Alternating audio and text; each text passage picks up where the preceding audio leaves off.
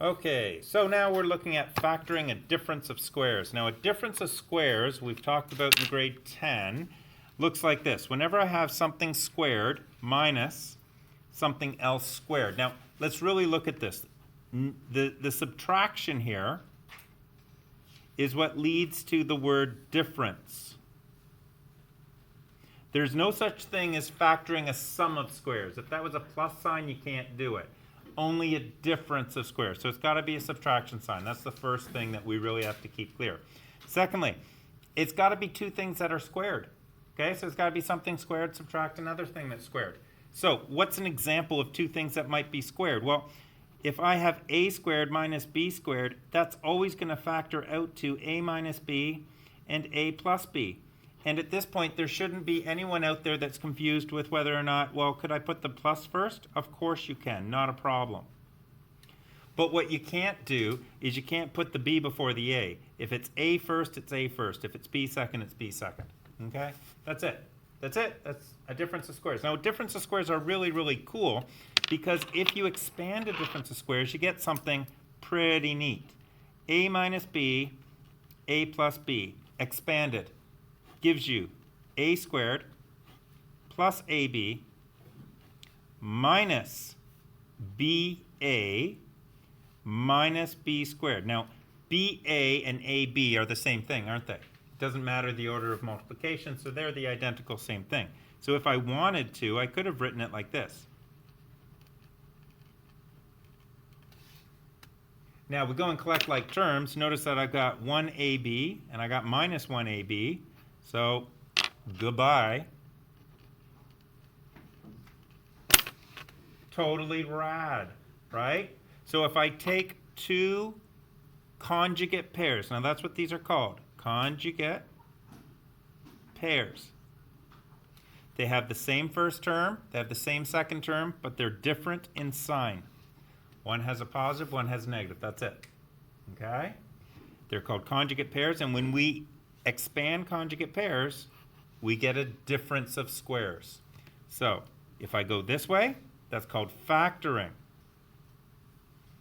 Because I'm taking a squared minus b squared and making a minus b, a plus b, two things multiplying together.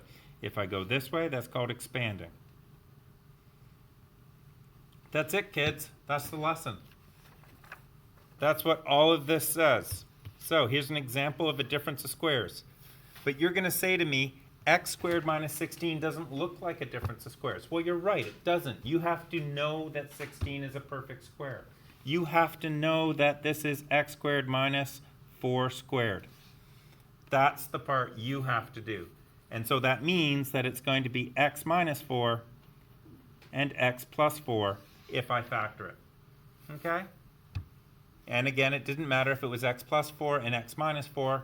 Those two factors are the factors. It doesn't matter the order that I put them.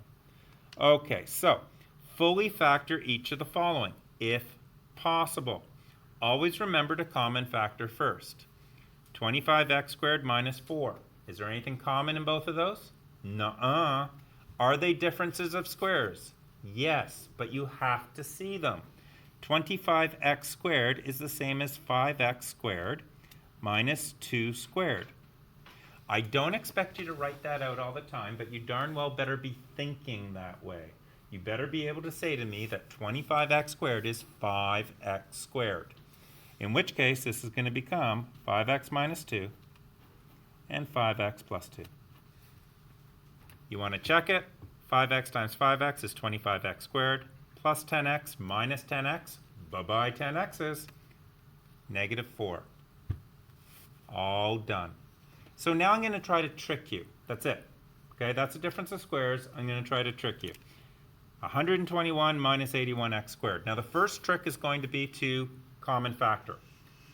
Nothing common factors out of there. Okay, that's the first thing you check though. Now, 121, you need to know that that's 11 squared. You do. You need to know that. And you need to know that 81 is 9 squared. Now, if you don't know that, you can certainly play with your calculator, and you can guess that this is a difference of squares, and you can try to figure out what the numbers are, and I'm okay with that.